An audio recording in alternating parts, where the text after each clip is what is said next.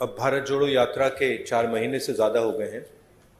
यात्रा कन्याकुमारी से शुरू हुई और अब पंजाब से निकल रही है। कल हम हिमाचल में होंगे। यात्रा का लक्ष्य हिंदुस्तान में जो नफ़रत फैलाई जा रही है, हिंसा फैलाई जा रही है, उसके खिलाफ खड़ा होना। जो बेरोज़गारी बढ़ती जा रही है, जो महंगाई बढ़ती जा रही है और जो इनकम इनइक्वालिटी बढ़ती जा रही है, उसके खिलाफ हमने ये यात्रा शुरू की और बहुत सफल यात्रा रही है। 2 आंकड़े मुझे आज मिले हैं, मैं आपको बताना चाहता हूँ इनकम इनइक्वालिटी के बारे में। हिंदुस्तान के 21 सबसे अमीर लोगों के पास उतना ही धन है जितना 70 करोड़ हिंदुस्तानियों के पास है, पहला आंकड़ा। और दूसरा आंकड़ा, हिंदुस्तान के सबसे अमीर 1% के पास उतना ही पैसा है, नहीं, हिंदुस्तान के सबसे अमीर 1% के पास हिंदुस्तान का 40% धन है। तो ये हिंदुस्तान की जो इनइक्वालिटी है उसके आंकड़े हैं और इन चीज़ों के खिलाफ हमने ये यात्रा शुरू की है। अब आप सवाल पूछिए। राहुल जी के जो आंकड़े बोले हैं अभी, वो स्लाइड पर दिखाया गया है। अमीर और गरीबी के बीच में जो विषमताएं हैं जो पिछले 8 साल में बढ़े हैं, उसका एक दृश्य और जो आंकड़े हैं अभी अभी इन्होंने बताया, वो आपके सामने है। पहला सवाल अजीत से बलविंदर,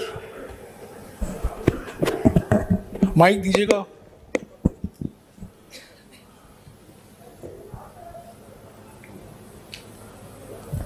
अगर बलविंदर नहीं है, जगबानी से विजय नागला।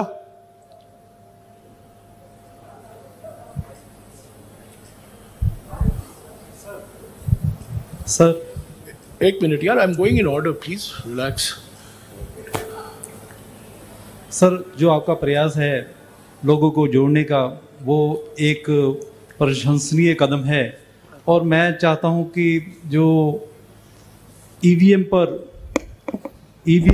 जो लोगों में धारणा है कि ईवीएम के कारण कांग्रेस पुनः सत्ता में नहीं आ सकती, क्या आप ईवीएम पर भी कोई फैसला लेना लोगे, ऐसा कि जिससे लोगों के जो धारणा बनी हुई है कि ईवीएम, जब तक ईवीएम रहेगी कांग्रेस कभी सत्ता में वापस नहीं आ सकती? ईवीएम की बात विपक्ष ने हमने 2-3 बार करी है और वो चर्चा चल रही है, मगर ईवीएम सिर्फ एक एलिमेंट है। जैसे मैंने पहले भी कहा है, आज हिंदुस्तान के सारे इंस्टीट्यूशंस आरएसएस और बीजेपी ने कंट्रोल कर दिए हैं और हिंदुस्तान के सब इंस्टीट्यूशंस पर उनका दबाव है। प्रेस पे दबाव है, ब्यूरोक्रेसी पे दबाव है, इलेक्शन कमीशन पे दबाव है, जुडिशरी पे प्रेशर डालते हैं। तो सारे के सारे इंस्टीट्यूशंस पर उन्होंने कब्जा कर रखा है। तो ये लड़ाई अब जो पहले राजनीतिक लड़ाई होती थी वैसी लड़ाई नहीं है। एक पॉलिटिकल पार्टी दूसरी पॉलिटिकल पार्टी के बीच में लड़ाई नहीं है। अब ये हिंदुस्तान के इंस्टीट्यूशंस जो इन्होंने कैप्चर करे हैं उनके बीच और ऑपोजिशन के बीच में लड़ाई है। उसमें एक फैक्टर ईवीएम है, मगर बहुत सारे दूसरे फैक्टर भी हैं। हिंदुस्तान में जो नॉर्मल डेमोक्रेटिक प्रोसेसेस होती हैं आज वो नहीं है। जो विपक्ष के लोगों पर आक्रमण हो रहा है, सीबीआई, ईडी, पेगासस, ये नॉर्मल डेमोक्रेटिक फंक्शनिंग नहीं है। भास्कर से गिरिजेश मिश्रा।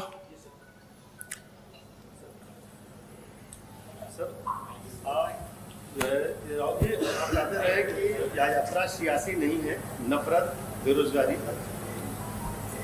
आप राहुल जी कहते रहे हैं कि यह यात्रा सियासी नहीं है, नफरत, बेरोजगारी और महंगाई के खिलाफ है। ऐसे में अचानक सीएम मान को सुझाव देने की क्या जरूरत पड़ गई? क्या यह माना जाए कि 10 जनपद की दखल आने वाले समय में राज्यों में कम होगी? ये आपका सवाल है या किसी और ने लिखा आपके लिए? पूछ रहा हूँ, पढ़ के देख रहे हैं, पता नहीं किसने आपको पूछा हो। देखिए, मैंने सीएम को जो पंजाबी कल्चर है, जिसको मैं अच्छी तरह समझता हूँ, जो पंजाबी हिस्ट्री है, उसके बारे में मैंने उनको प्यार से बताया है। पंजाब को पंजाब से ही चलाया जा सकता है, ये हिस्टोरिकल फैक्ट है, ये कोई नई बात नहीं है। और अगर पंजाब को दिल्ली से चलाया जाएगा तो पंजाब के लोग उसको एक्सेप्ट नहीं करेंगे और रिएक्ट करेंगे। ये राजनीतिक बात नहीं है, ये फैक्ट है। अमर उजाला से सुरेंद्र ये जो पंजाबी प्राइड है, जो पंजाबी सेल्फ बिलीफ है, कॉन्फिडेंस है, प्राइड है, वो इस चीज को कभी एक्सेप्ट नहीं करेगी। और इसको हमने जनरली कांग्रेस पार्टी में हमने इसको रिस्पेक्ट किया है। अमर उजाला से सुरेंद्र पाल। राहुल जी, मेरा आपसे सवाल है कि कुछ दिन पहले केंद्रीय गृह मंत्री अमित शाह जी ने कहा है कि हम 1 जनवरी 2024 में राम मंदिर जो है भक्तों के लिए खोल देंगे। तो एक फिर वो देश जो है 2024 में चुनाव भी है, polarisation, definitely they will take advantage for the polarisation of vote, जैसे आपकी और आपकी टीम कहती है। How will you face that wave and what is your strategy? They will divide the country, they will spread hatred in the country. हम नफरत के बाजार में मोहब्बत की दुकान खोलते जाएंगे। बहुत सारी दुकानें खुल रही हैं मोहब्बत की, तो हम ये अपना काम करते जाएंगे, वो उनका काम करेंगे। हिंदुस्तान की जो संस्कृति है, हिंदुस्तान का कल्चर है, भाईचारे का है, मोहब्बत का है, जीत मोहब्बत की होगी। ट्रिब्यून से दीप कमल। राहुल जी, माय क्वेश्चन, हाँ जी, in 2022 many BJP many leaders from Congress have gone to BJP, and do you think there's a leadership crisis left in the party, and what role do you think Mr. Sidhu will have once he's out of his judicial custody? I think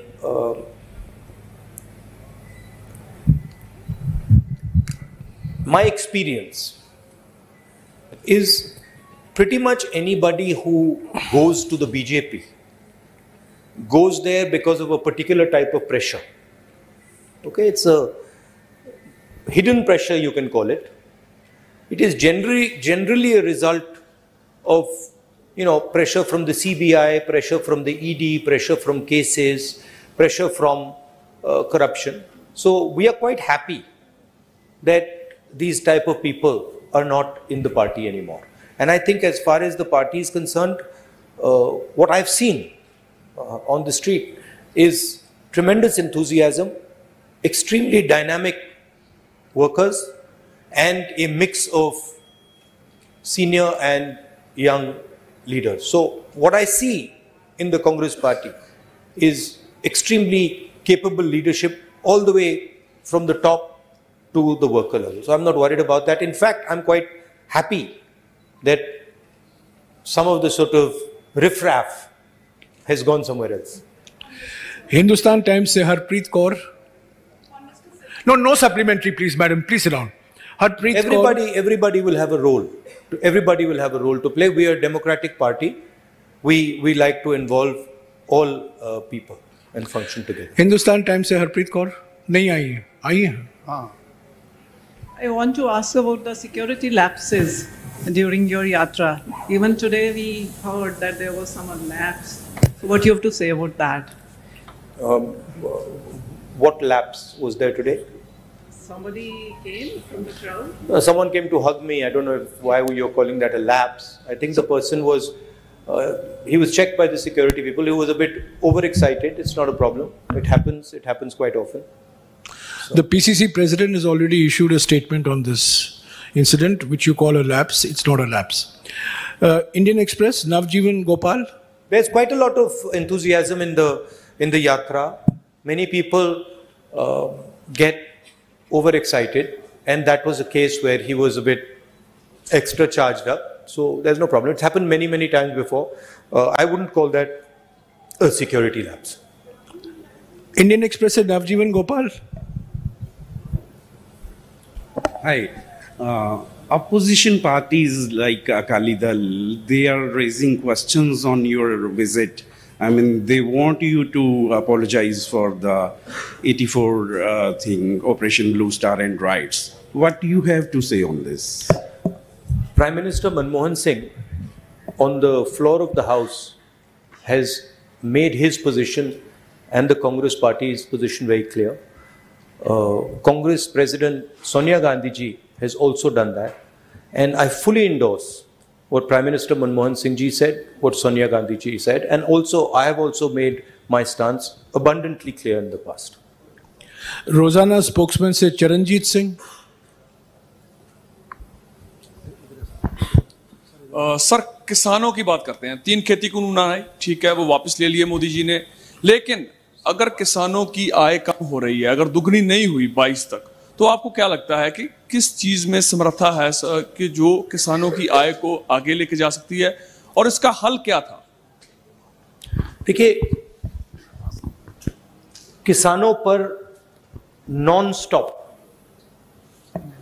आक्रमण हो रहा है और एक जगह से नहीं हो रहा है, मल्टीपल एंगल से हो रहा है, और जो उसको प्रोटेक्शन मिलनी चाहिए वो प्रोटेक्शन उसको नहीं मिल रही है. यूपीए के समय हमने प्रोटेक्शन दी थी, कर्जा माफ किया था, एमएसपी थी, अलग अलग हमारे अप्रोचेस थे. मगर मैं ये भी कह सकता हूं कि शायद हमने भी जितना करना था हमने नहीं किया, उससे ज्यादा करना चाहिए था. क्योंकि किसान देश को भोजन देता है, भैया थोड़ा हट जाइए, देश को भोजन देता है, वो देश की एक प्रकार से रीढ़ की हड्डी है, और एग्रीकल्चर पे बाकी चीजें बिल्ड हो सकती हैं. तो चाहे हमारी यहां सरकार आए, चाहे यूपीए जैसी सेंटर में हमारी सरकार आए, किसान will be our central focus. उसकी हम प्रोटेक्शन करेंगे. हमने न्याय योजना की बात की थी, जो मिनिमम इनकम गारंटी सबसे गरीब लोगों के लिए, वो गरीब किसानों को मिलेगी.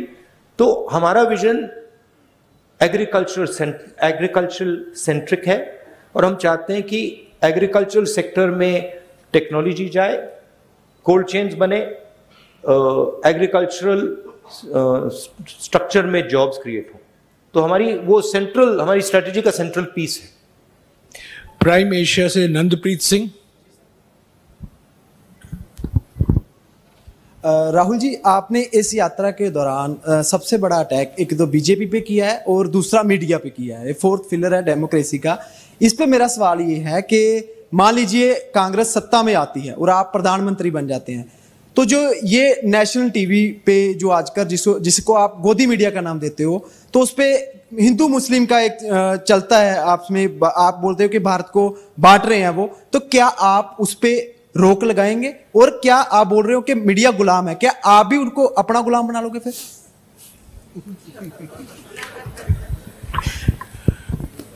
वो गुलाम नहीं मानेंगे, आजाद मानेंगे. नहीं, देखिए, नहीं, मैंने गोदी मीडिया तो कभी नहीं कहा है, वो मेरा फ्रेज नहीं है.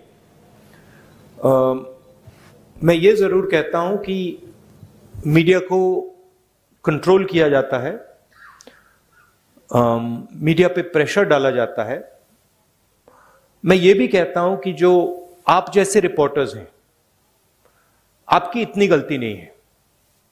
आप पर कंस्ट्रेंट्स हैं, आपके जो मालिक आपको कहते हैं वो आपको करना पड़ता है, और जो आपकी भावनाएं हैं उनको मैं समझता हूं, क्योंकि आप आके मुझे बोलते हो, जो आपको देश के बारे में लगता है मैं जानता हूं. तो मैं आपकी क्रिटिसिज्म नहीं कर रहा हूं, जो मीडिया का स्ट्रक्चर है उसकी मैं क्रिटिसिज्म कर रहा हूं. कांग्रेस पार्टी की फिलॉसफी इंडिपेंडेंट मीडिया की फिलॉसफी है. कांग्रेस पार्टी की फिलॉसफी इंडिपेंडेंट इंस्टीट्यूशंस की फिलॉसफी है. मैं आपको बताऊं, अगर कांग्रेस पार्टी ये करना भी चाहे कि हम मीडिया को, मतलब जैसे आपने कहा, अपना बना दो, हमारे में वो कैपेबिलिटी नहीं है, हम उसको इंप्लीमेंट ही नहीं कर सकते क्योंकि हमारा स्ट्रक्चर उतना सेंट्रलाइज नहीं है बीजेपी जितना। तो हम इंडिपेंडेंट मीडिया चाहते हैं, फेयर मीडिया चाहते हैं, और जो मीडिया में नफरत फैलाई जाती है और वो फैलाई जाती है, और जो मीडिया डिस्ट्रैक्शन का रोल प्ले कर रहा है, जैसे मैंने अपने भाषण में कहा था, जब कोई जेब कतरा आता है तो वो अकेला नहीं आता, 2-3 लोग आते हैं, एक ध्यान को उधर ले जाता है और फिर जेब काटी जाती है। तो इनएडवर्टेंटली वो आप रोल प्ले कर रहे हो, आप लोग नहीं बट आपका जो स्ट्रक्चर है, आप लोग डिस्ट्रैक्ट करते हो। आप लोग कहते हो देखो हिंदू मुस्लिम, ऐश्वर्या राय, शाहरुख खान, बॉलीवुड, तेंदुलकर, उधर देखो, और इधर मतलब किसान की लूट हो रही है, छोटे व्यापारी मारे जा रहे हैं, इनइक्वालिटी बढ़ती जा रही है। तो आपका रोल डिस्ट्रैक्शन का रोल है, आपका रोल वॉचडॉग का रोल होना चाहिए। जैसे हमने ये जो आंकड़े लगाए हैं, इसके बारे में आपने कोई सवाल ही नहीं पूछा। एक्चुअली ये सबसे जरूरी सवाल है, ऐश्वर्या राय से, शाहरुख खान से, ये जरूरी सवाल है, मगर आप लोग ये पूछते नहीं हो। आपकी गलती नहीं है, शायद आप पूछते, अगर आपको छूट दी जाती है आप पूछते, but your role is that वो watch dog. And what are the type of issues you should be raising? Farmers issues, employment issues. अखबार में employment की बात तो पढ़ने को नहीं मिलती, स्मॉल स्केल इंडस्ट्रीज की बात तो सुनाई नहीं देती। लुधियाना में जो मतलब पूरा इंडस्ट्री खत्म हो गई, उसके बारे में सुनाई नहीं देता। तो that is the type of media we would like, a media that puts pressure on the government on key issues. You are for a Congress government, you are a feedback channel. We want you to give us pressure on important things, on things like income inequality, on things like hatred, on things like anger, on things like farmers, on things like unemployed youngsters. That's your role, and that's the role we would like you to play. Not किसी ने मुझे बहुत मजेदार कहानी बताई, मैं पता नहीं बोलना चाहिए, नहीं छोड़ो। एबीपी सांझा से अनुजा शर्मा, बताइए। नहीं, अभी समय वक्त नहीं है, प्लीज बोलने दीजिए, सवाल करने दीजिए। या अनुजा सर, भारत जोड़ो के लिए आप चल रहे हैं, भारत जोड़ो यात्रा कर रहे हैं, क्या कांग्रेस परिवार को जोड़ने के लिए भी आप आगे हाथ बढ़ाएंगे? वरुण गांधी आपके भाई हैं, क्या उनसे भी मिलकर चलने की बात की जाएगी? आप पहल करेंगे उनसे मिलने की? क्योंकि पानीपत में आपने एक स्टोरी सुनाई थी कि 2 भाई जो बहुत देर से बात नहीं कर रहे थे वो भी मिल गए। आप वरुण गांधी से मिलेंगे? देखिए, वो बीजेपी में हैं, शायद अगर वो यहाँ चलेंगे उनको प्रॉब्लम हो जाएगी, मगर मेरी विचारधारा उनकी विचारधारा से नहीं मिलती। मेरी विचारधारा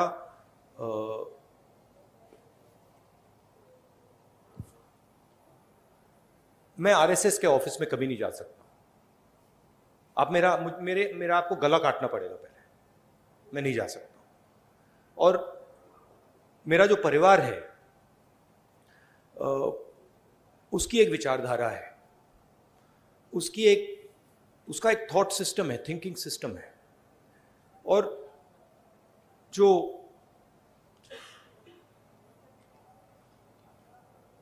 वरुण है,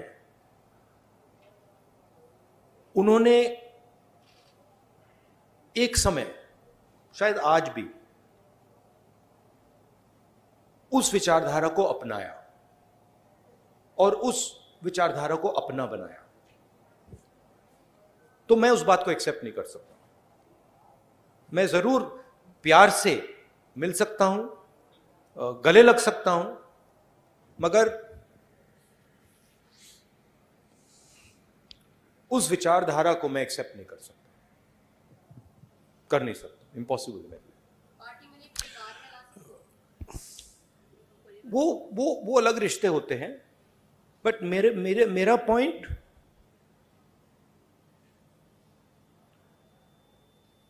आइडियोलॉजिकल लड़ाई चल रही है। सालों पहले मैंने फिरोज से कहा कि उसने मुझे कहा कि आरएसएस देश में बहुत अच्छा काम कर रहा है, और मैंने कहा कि देखिए, आप अपने परिवार की हिस्ट्री जो है उसको आप थोड़ा पढ़िए और उसको आप समझिए, क्योंकि जो आपने मुझे बोला है, अगर आपने अपने परिवार की विचारधारा समझी तो आप ये कभी नहीं बोल सकते मुझे। पंजाब तक से अर्शदीप, बट कोई नफरत या ऐसी कोई बात नहीं है। जनेंद्र प्लीज, पंजाब तक से अर्शदीप। सत श्री अकाल सर, ड्रग्स पंजाब में एक बड़ा इशू है। 2017 में कांग्रेस से इस पे बड़ा वादा किया, लेकिन पूरा नहीं हुआ, उम्मीदें टूटी, घर बर्बाद हो रहे हैं, अभी भी यही सिचुएशन है। तो अब दोबारा से पंजाब के लोगों को कैसे यकीन दिलाना चाहते हैं कि कांग्रेस जो है इस इशू पर काम करेगी? नहीं, सबसे पहले हमने सरकार में ड्रग्स में काफी काम किया। पंजाब की मेन इशू अनएम्प्लॉयमेंट की इशू है, और जो किसानों को डिस्ट्रेस हो रहा है वो 2 सेंट्रल इश्यूज हैं, और उसमें से ड्रग्स की इशू पैदा होती है। तो अगर ड्रग्स से डायरेक्टली तो लड़ना है और लड़ा जाएगा, मगर जब तक हम अनएम्प्लॉयमेंट इशू को एड्रेस नहीं करेंगे, किसानों में जो डिस्ट्रेस है उसको एड्रेस नहीं करेंगे, तब तक ड्रग्स प्रॉब्लम भी एड्रेस नहीं होगा। तो कंबाइंड तरीके से करके ये काम किया जा सकता है। सचमुच में पंजाब को एक नए विजन की जरूरत है, और अगर मेरी पंजाब की सरकार के बारे में शिकायत है तो वो है कि उन्होंने पंजाब ने उनको एक अपॉर्चुनिटी दी। अपॉर्चुनिटी पंजाब को विजन देने की दी, और सरकार पंजाब को विजन दे नहीं पा रही। मैं पूछ रहा हूं लोगों से कि भाई, आम आदमी पार्टी ने क्या किया, क्या विजन दिया? तो उसका मतलब, और मैं कांग्रेस के लोगों से नहीं पूछ रहा हूं, मैं आम लोगों से पूछ रहा हूं, क्या मतलब आपको क्या लगता है? और रिस्पॉन्स यूनिवर्सली आ रहा है कि जो हमारी एक्सपेक्टेशन थी वो तो पूरी नहीं हुई, और ये मतलब बातें करते रहते हैं, मगर कोई पंजाब को जो विजन मिलना चाहिए वो नहीं मिला है। तो रियली जब कांग्रेस पार्टी की यहां सरकार आए, एक लॉन्ग टर्म विजन पंजाब के लिए देना पड़ेगा, और उसमें किसान और जो हमारे स्मॉल एंड मीडियम इंडस्ट्रीज हैं वो सेंट्रल होना पड़ेगा। इंडिया टीवी से पुनीत शर्मा।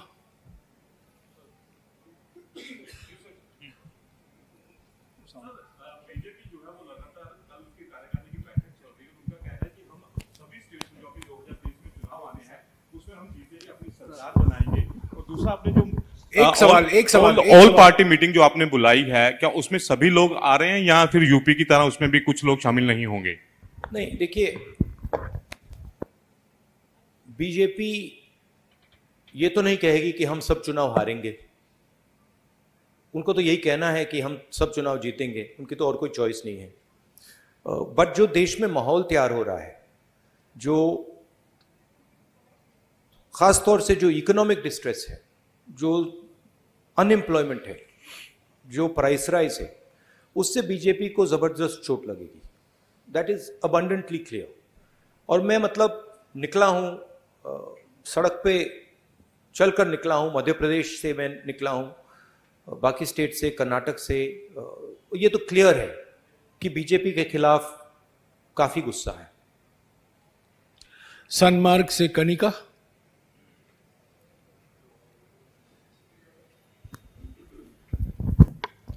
सर, मेरा सवाल ये है कि आप लगातार प्रेस कॉन्फ्रेंस में आरएसएस को घेरते आए हैं। आरएसएस द्वारा मोहन भागवत ने एक बयान दिया 2024 के चुनाव से पहले, उन्होंने कहा कि भगवा ही हमारी पहचान है। तो इस बयान को आप किस तरह से देखते हैं? नहीं, जैसे मैंने कहा,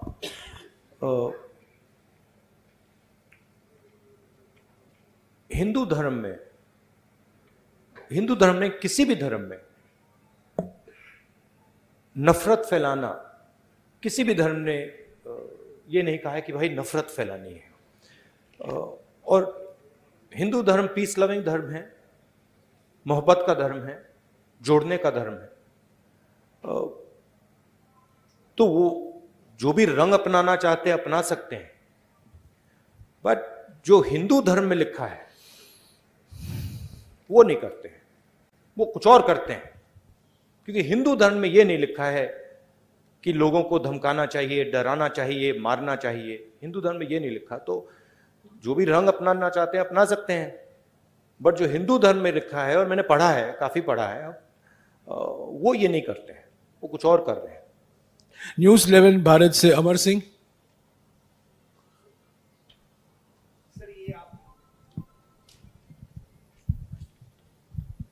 सर, ये यात्रा आप कर रहे हैं और एक रिपोर्ट में ये कहा गया कि पूरे विश्व में सबसे ज़्यादा गरीब लोग जो है हिंदुस्तान में हैं, और आपके ओपनिंग रिमार्क में भी था कि अमीर लोग अमीर होते जा रहे हैं और गरीब लोग गरीब होते जा रहे हैं। क्या आप या आपकी सरकार आएगी तो इस पर कुछ करेंगे आप लोग, या फिर कोई ऐसा होगा कि जो पैरेलल हो जाए? नहीं, हमारी जब सरकार थी हमने रिकॉर्ड लोगों को, इस देश में रिकॉर्ड लोगों को गरीबी से निकाला था। Record, what is the exact number Jairam? How many crore? 20 crore. 20 crore लोगों को हमने गरीबी से निकाला था, यूपीए की सरकार।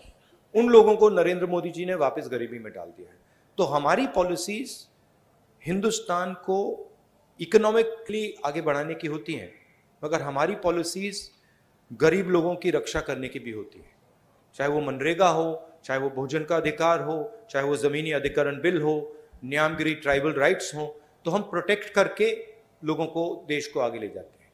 और मुझे लगता है कि हिंदुस्तान के सामने सेंट्रल प्रॉब्लम अनएम्प्लॉयमेंट का प्रॉब्लम है। जो स्मॉल और मीडियम इंडस्ट्रीज पर आक्रमण हो रहा है, जो किसानों पर आक्रमण हो रहा है, इसके कारण बेरोजगारी बढ़ रही है। तो हमें एक किसानों के लिए, स्मॉल और मीडियम बिजनेसेस के लिए की रक्षा करनी पड़ेगी और उनको बढ़ावा देकर ये जो बेरोजगारी है इसको मिटाना पड़ेगा। पंजाब टुडे से राजेंद्र सिंह।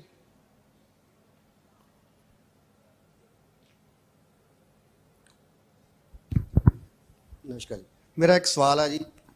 ਭਾਰਤ ਜੋੜੋ ਯਾਤਰਾ ਜਿਹੜੀ ਆ ਗਰੀਬੀ ਨੂੰ ਲੈ ਕੇ, ਭਾਰਤ ਜੋੜੋ ਯਾਤਰਾ ਜਿਹੜੀ ਆ ਇਹ ਮਹਿੰਗਾਈ ਨੂੰ ਲੈ ਕੇ ਕੱਢੀ ਆ ਤੁਸੀਂ, ਪਰ ਹਿਮਾਚਲ ਦੇ ਵਿੱਚ ਜਿਹੜੀ ਤੁਹਾਡੀ ਸਰਕਾਰ ਆ 3 ਰੁਪਏ ਪ੍ਰਤੀ ਲੀਟਰ ਡੀਜ਼ਲ ਪੈਟਰੋਲ ਮਹਿੰਗਾ ਕੀਤਾ ਆ, ਉੱਤੇ ਕੀ ਕਹੋਗੇ ਸਰ?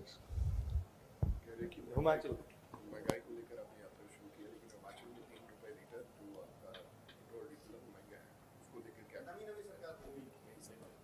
तो देखिए, हमारे सिस्टम में जो स्टेट होता है, जो चीफ मिनिस्टर होता है, उसको हम इंडिपेंडेंस देते हैं और उस पर हम जनरली दबाव नहीं डालते हैं। जैसे मैंने आपको पहले भी कहा था, जब यहाँ पे पंजाब का चीफ मिनिस्टर थे कांग्रेस पार्टी के, तो हम उनको जनरली इंडिपेंडेंस देते थे। हिमाचल प्रदेश में नई सरकार बनी है, थोड़ा उनको टाइम दीजिए, वो डेफिनेटली प्रो पुअर पॉलिसीज वहाँ पे लाएंगे, डेफिनेटली वहाँ पे प्रो किसान पॉलिसीज वो लाएंगे। डेली पोस्ट से मनदीप सिंह।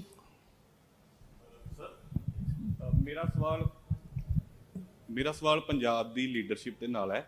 2022 ਦੀਆਂ ਵਿਧਾਨ ਸਭਾ ਚੋਣਾਂ ਦੇ ਵਿੱਚ ਤੁਸੀਂ ਚਰਨਜੀਤ ਚੰਨੀ ਹੋਣਾ ਨੂੰ ਮੁੱਖ ਮੰਤਰੀ ਐਲਾਨਤਾ ਸੀ, ਤਾਂ ਇੱਕ ਟਾਈਮ ਤੇ ਲੱਗਿਆ ਵੀ ਸੀਗਾ ਕਿ ਇਹ ਸਰਕਾਰ ਰਿਪੀਟ ਹੋ ਸਕਦੀ ਹੈ, ਪਰ ਜਦੋਂ ਵੀ ਚਰਨਜੀਤ ਚੰਨੀ ਕੋਈ ਫੈਸਲਾ ਲੈਂਦੇ ਸੀਗੇ ਤਾਂ ਨਵਜੋਤ ਸਿੰਘ ਸਿੱਧੂ ਸ਼ਾਮ ਨੂੰ ਉਸੇ ਫੈਸਲੇ ਦੇ ਖਿਲਾਫ ਇੱਕ ਪ੍ਰੈਸ ਕਾਨਫਰੰਸ ਕਰਦੇ ਸੀਗੇ। ਚਰਨਜੀਤ ਚੰਨੀ ਵਰਸਸ ਨਵਜੋਤ ਸਿੰਘ ਸਿੱਧੂ ਉਦੋਂ ਦੇਖਣ ਨੂੰ ਮਿਲਿਆ। ਤੁਹਾਨੂੰ ਲੱਗਦਾ ਕਿ ਉਹ ਫੈਕਟਰ ਜਿਹੜਾ ਆ ਤੁਹਾਡੀ ਪੰਜਾਬ ਦੇ ਵਿੱਚ ਸਰਕਾਰ ਨਹੀਂ ਬਣਾ ਸਕਿਆ, ਤਾਂ ਕੀ ਹੁਣ ਨਵਜੋਤ ਸਿੰਘ सिद्धू वर्सेस बाकी लीडरशिप ना होवे, ਉਹਦੇ ਲਈ ਕੀ ਕੁਝ ਕੀਤਾ ਜਾ ਰਿਹਾ? नहीं, देखिए, पिछले चुनाव में काफ़ी एंटी इनकम्बेंसी थी, ज़रूर लीडरशिप के बीच में इश्यूज होती थी, बट ये आसानी से मैनेजेबल इश्यूज हैं और आइंदा ये आने वाले समय में ये इश्यूज नहीं होंगी। कोई ऐसी प्रॉब्लम नहीं है, सब एक साथ मिलकर चल रहे हैं।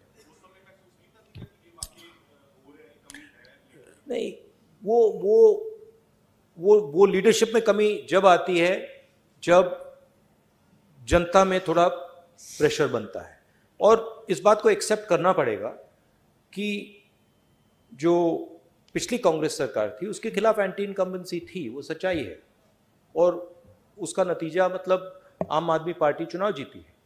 बट अब मुझे लग रहा है कि वो जो एंटी इनकम्बेंसी जो फीलिंग कांग्रेस पार्टी के खिलाफ थी वो अब गायब हो गई। तो अब कांग्रेस पार्टी को बिल्ड करना है, और मुझे लगता है कि आसानी से यहां पे हम अगली गवर्नमेंट फॉर्म करेंगे। टाइम्स ऑफ इंडिया से IP Singh.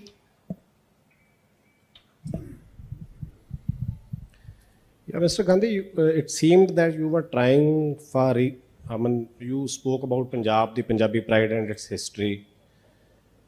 At the same time, it appeared that you were trying for reconciliation. Punjab and Sikhs had a bitter past with Congress and vice versa. You appear to be doing something to attempting a reconciliation. Would you do that, or do you think enough has been done for that reconciliation? Look, it's a question of affection. I have tremendous affection.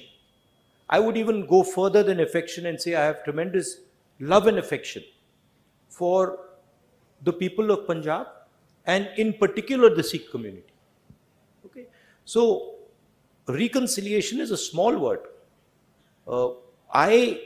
I have love and affection for the people of this state, and I have huge respect for the Sikh community, what they have done and what they're going to do in the future.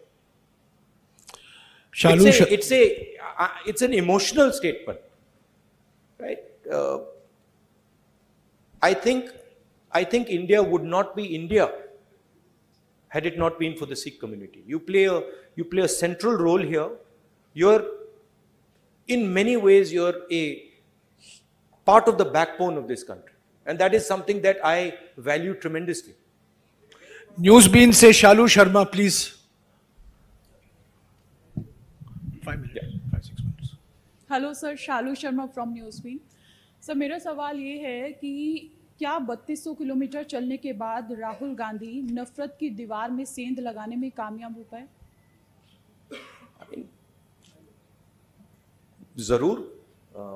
जरूर हुए, और बहुत कुछ सीखने को मिला, बहुत कुछ देखने को मिला। अभी यात्रा खत्म नहीं हुई है,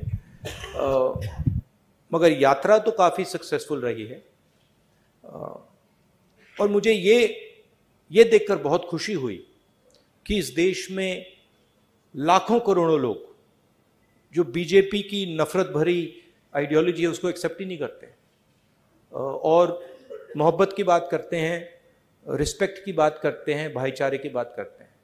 तो जरूर एक बीजेपी ने देश के सामने एक विजन रखा है, नफरत भरा हुआ विजन रखा है।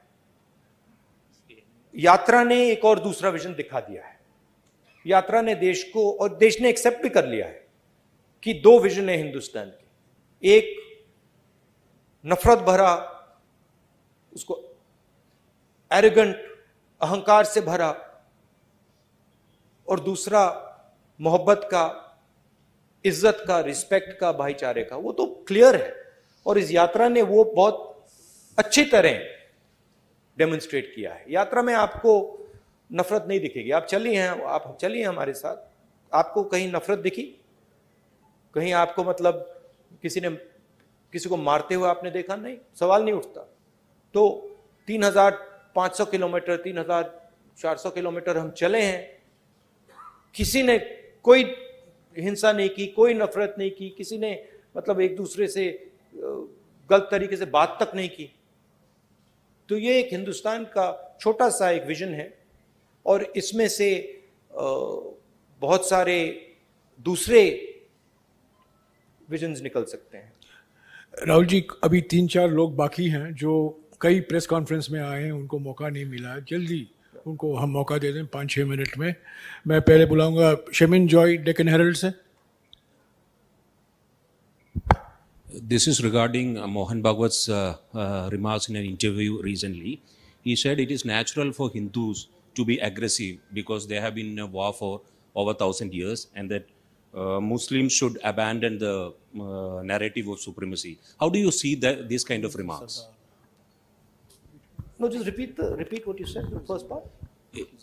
In a recent interview, Mohan Bhagwat has remarked that it is natural for Hindus to be aggressive because for the last thousand years they were in a war, and the Muslims have to abandon the narrative of supremacy.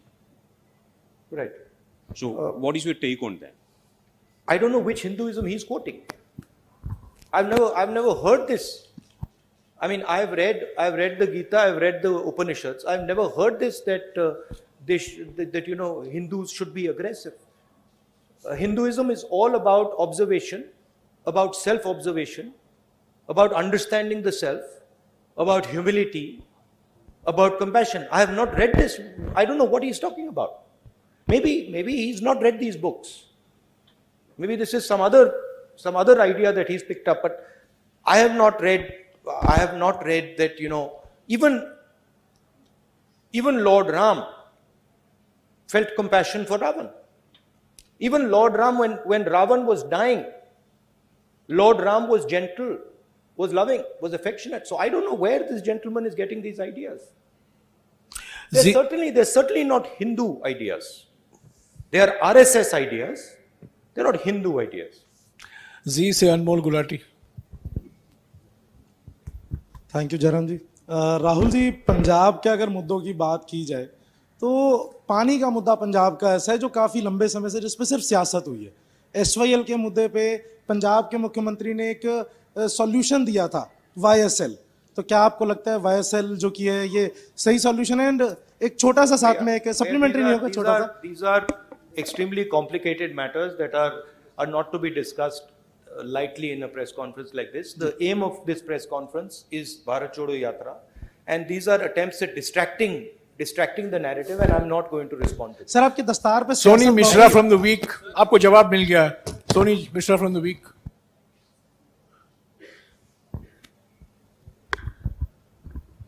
Hi.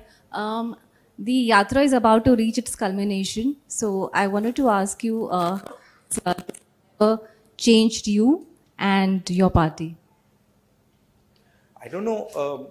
The yatra is about to arrive at its culmination. At one level, yes, that it's going to arrive in Srinagar. But for me, the yatra is a way of thinking. It's a way of acting. So for me personally, it will carry on.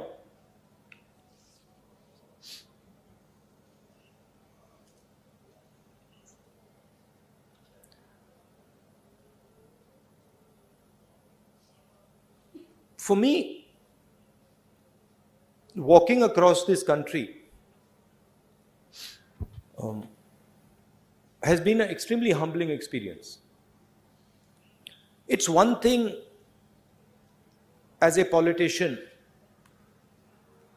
to go somewhere by car or take a flight, go somewhere and then meet people and listen to them, and you learn quite a lot like that. You can sit with a farmer and you can talk to him. It's a completely different thing when you're walking on the road, and particularly when you're walking on the road for 120 days in a row, where you're feeling a bit of pain, pressure, so that's been one very humbling thing. The second thing is,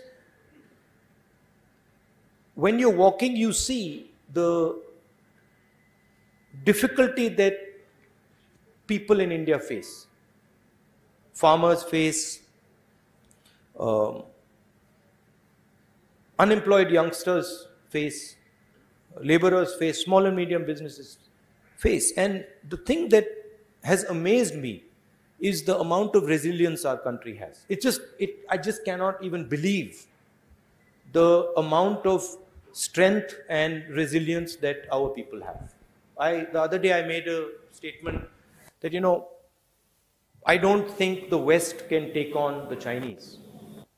And I made that statement after seeing our country. The amount of pressure our people can take with a smile, no problem. It's completely mind-blowing, mind-boggling. And so for me, it's a tragedy that we are wasting this potential. It's a tragedy that, 1% of India owns 40% of the assets of this country. It's a tragedy, one, because it's unfair.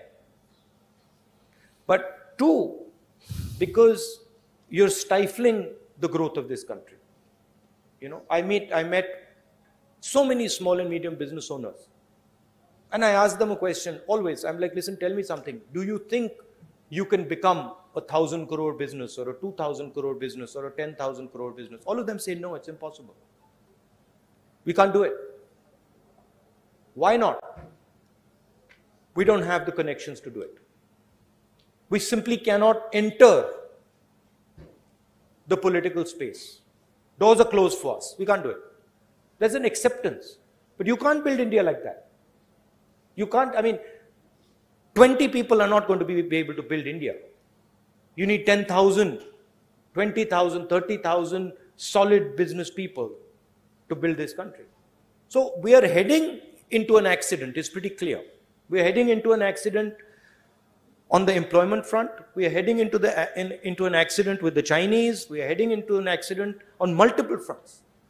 And that to me is visible when I'm walking.